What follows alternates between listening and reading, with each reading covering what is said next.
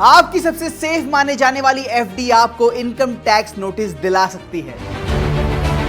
एक छोटी सी गलती की वजह से आपकी सेफ एफडी पर लग सकता है सीधा 84% तक का टैक्स और पेनल्टी। आपकी 10 लाख की एफडी अब सीधे सरकार के रडार पर है। ये जानकारी छुपाना आपको बहुत महंगा पड़ सकता है। 2026 के नए रूल्स आपको जानना बेहद जरूरी है। नमस्कार, मैं हूं शुभम और बॉस वाला हिंदी में आप सबका स्वागत है। एफडी फिक्स डिपॉजिट भारत में सबसे पॉपुलर इन्वेस्टमेंट ऑप्शन है क्योंकि इसमें सेफ्टी और गारंटी रिटर्न मिलता है। लेकिन 2026 में रूल्स पहले जैसे नहीं रहे। आज के इस खास वीडियो में हम जानेंगे कि एक साल में आप कितनी एफडी कर सकते हैं, बैंक कब आपकी जानकारी इनकम टैक्स डिपार्टमेंट को देता है, 84% टैक्स ट्रैप क्या है, टीडीएस कैसे बचाएं और एफडी लेडरिंग क्या होती है। इसके साथ साथ कुछ ऐसे हिडन रूल्स और प्रैक्टिकल मिस्टेक भी समझेंगे जो ज्यादातर लोग इग्नोर कर देते हैं और बाद में नोटिस आने पर घबरा जाते हैं। इसलिए इस वीडियो को आखिर तक देखना। लेकिन उसके पहले अगर आपने बॉस वाला हिंदी को सब्सक्राइब नहीं किया तो प्लीज लाल बटन को दबा दीजिए, बेल आइकन को प्रेस कर लीजिए और कर दिया। चलो शुरू करते हैं शुभम के साथ।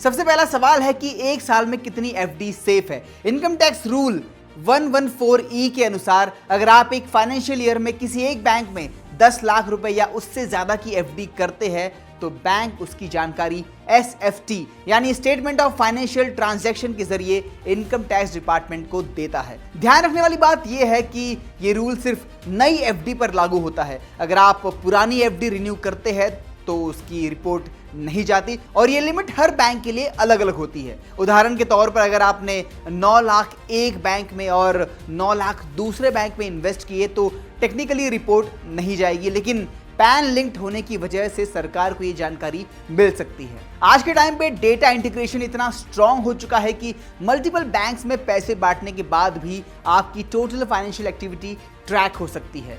ये डेटा आपके AIS यानी एनुअल इंफॉर्मेशन स्टेटमेंट और TIS में दिखता है और ITR भरते समय आपसे पूछा जाता है कि ये पैसा आया कहाँ से। अगर आपके पास इसका जवाब नहीं है तो यहीं से प्रॉब्लम शुरू होती है। यहाँ एक और इंपॉर्टेंट पॉइंट समझिए, सिर्फ एफडी ही नहीं बल्कि अगर आप सेविंग्स अकाउंट में अचानक बड़ा कैश डिपॉजिट करते हैं, म्यूचुअल फंड में हैवी इन्वेस्टमेंट करते हैं या प्रॉपर्टी डील में कैश यूज करते हैं तो वो भी सिस्टम में कैप्चर होता है। इसीलिए सिर्फ एफडी को सेफ मानकर बाकी ट्रांजैक्शन इग्नोर करना भी एक बहुत बड़ी गलती हो सकती है। अब बात करते हैं सबसे खतरनाक पार्ट की, यानी 84% टैक्स ट्रैप।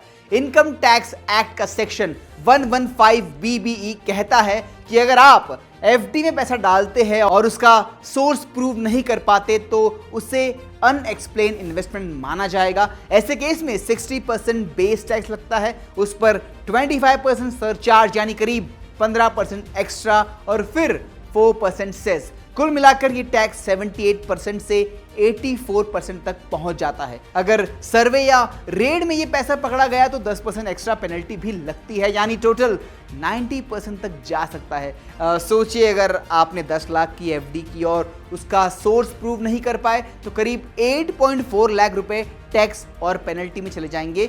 आपके हाथ में सिर्फ 1.6 लाख बच जाएंगे। लेकिन यहाँ एक प्रैक्टिकल बात समझिए, सरकार हर एफडी पर टैक्स नहीं लगाती।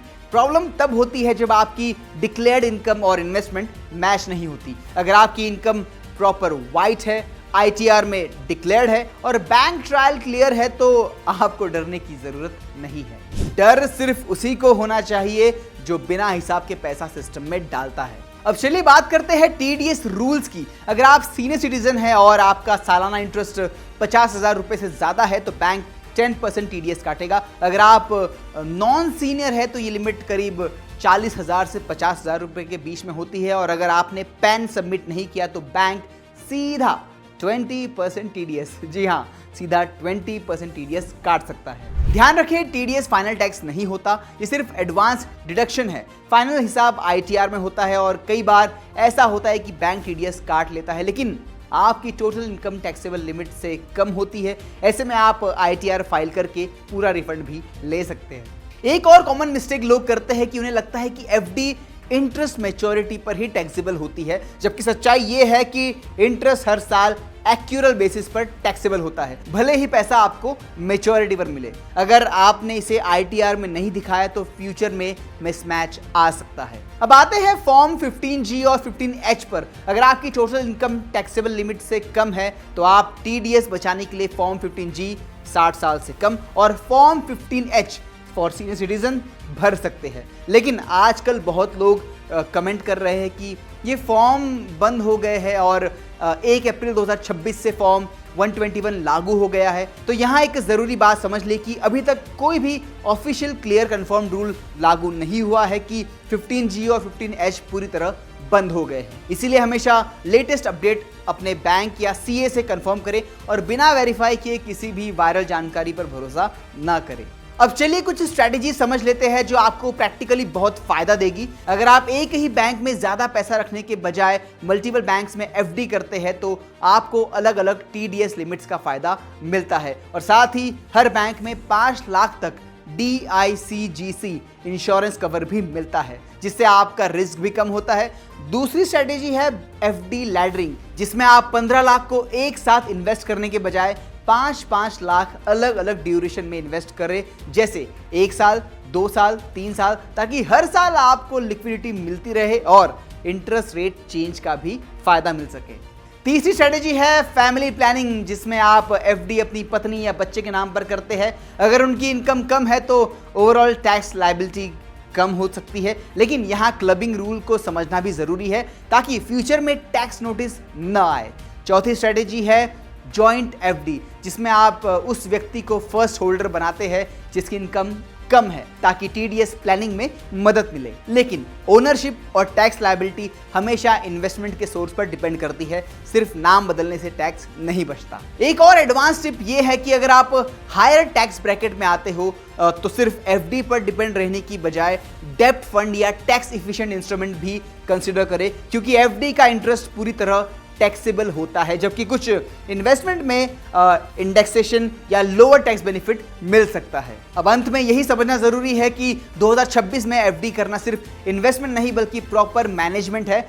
10 लाख से ज्यादा एफडी करने से पहले उसका सोर्स रेडी रखे, पैन अपडेट रखे, टीडीएस रूल्स समझे, सही फॉर्म समय पर भरे और हर साल आईटीआर फाइल जरूर करें। साथ ही अपने एआईएस को साल में एक बार जरूर चेक करें ताकि कोई मिसमैच हो तो समय रहते उसे सही किया जा सके। देखो, अगर आपको भी बॉस बनना है तो सिर्फ पैसा कमाना ही नहीं बल्कि उसे सही तरीके से मैनेज और बचाना भी सीखना होगा। ये वीडियो आपने उन दोस्तों के साथ शेयर करो जो एफडी में पैसा डालते रहते हैं एंड आई एम श्योर आपको काफ़ी सारे सवाल होंगे, काफ़ी सारे आपको डाउट्स होंगे। तो एक काम कीजिए, आप कमेंट सेक्शन में सारे सवाल आप भर दीजिए, पूछ लीजिए, बॉस वाला की टीम और मैं शुभम आपके सारे सवालों का जवाब दूंगा। और हाँ, अगला वीडियो किस टॉपिक पर चाहिए ये भी आप मुझे कमेंट्स करके बता सकते हो। फिलहाल आपने अगर अभी तक सब्सक्राइब नहीं किया तो प्लीज़ बॉस वाला हिंदी को सब्सक्राइब करो, बेल आइकन को प्रेस करो ताकि आप मेरे आने वाले वीडियोस को मिस ना कर सके। कर दिया, अब मिलेंगे अगले वीडियो में। Till then keep watching boss वाला। ब्रांड पार्टनरशिप्स और एडवर्टाइजिंग इंक्वायरीज के लिए ईमेल कीजिए brand@bosswala.com या व्हाट्सएप कीजिए 9108014192 पर। बॉस वाला, बी द बॉस।